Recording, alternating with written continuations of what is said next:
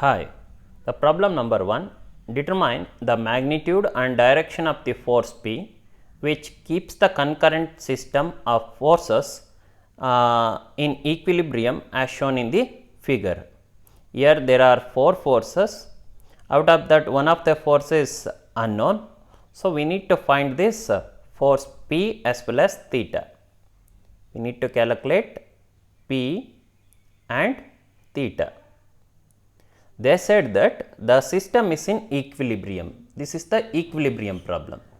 So, the procedure to solve the problem is count the number of forces, then choose the method, then solve the problem. Count the number of forces, choose the method and solve the problem. 1, 2, 3, 4, there are 4 forces. So, we will go for equilibrium conditions method and we will solve it. So, by using equilibrium equations or by equilibrium conditions or equations,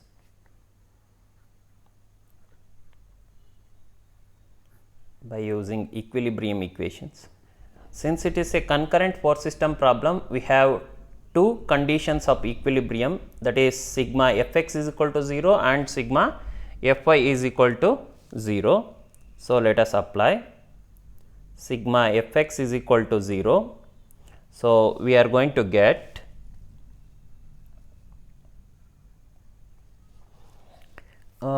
before going to calculate sigma Fx and sigma Fy, as in the previous problems, what we did, we need to do it again, like that we need horizontal angle theta and the splitting up the inclined forces.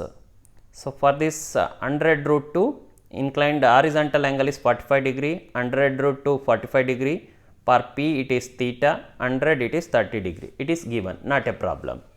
Then splitting up the inclined forces. So, behind the arrowhead, nothing but back side of the arrowhead, draw nearby horizontal line, nearby vertical line, like here also.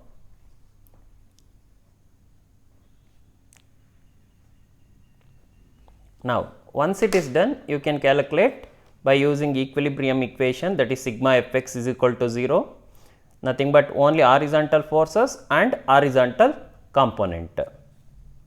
So, here the horizontal component is moving rightward plus component is f cos theta, that is 100 root 2 into cos of 45 degree, then vertical leave it, horizontal moving leftward minus, then component is 100 root 2 into cos theta, cos of 45 degree, then here vertical leave it, horizontal moving leftward minus, then it is component will be p cos theta, then here vertical leave it, horizontal it is moving rightward, it is 100 into cos of horizontal angle it is 30 degree, then sigma Fx should be equal to 0. So, equate it to 0. Here the unknown is p cos theta. So, please keep p cos theta one side and all other known terms on the another side. So, you are going to get p cos theta equal to 86.603. So, take it as equation 1, then go for sigma Fy equal to 0, second condition, only vertical forces and vertical components. So, horizontal leave it, vertical it is moving upward, so positive, then component is f sin theta, 100 root 2 into sin of horizontal angle is 45, then here horizontal leave it, vertical component moving upward, component is f sin theta, that is 100 root 2 into sin of 45 degree, here p, horizontal component leave it, vertical component moving downward minus, component will be p sin theta, Then here horizontal component leave it, vertical component is minus 100 into sine of 30 degree, and that should be equal to 0, that should be equal to 0. So, here the unknown is p sin theta, keep p sin theta one side and all other terms on the other side.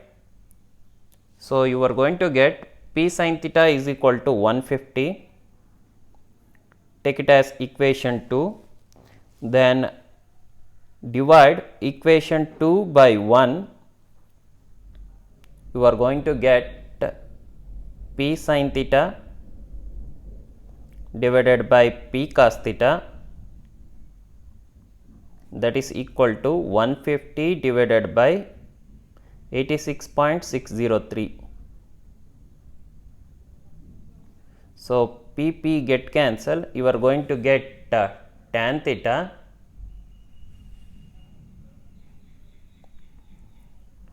equals to some value, that is 150 divided by 86.603. Then theta will become tan inverse of this value, you are going to get it as 60 degree. Once you get theta value, so substitute this theta either in equation 1 or equation 2, you are going to get p value. Therefore, by using the equation 2, that is p sin theta is equal to 150, therefore, p is equal to 150 divided by sin theta, sin of 60 degree. So, you are going to get the value as 173.2 Newton.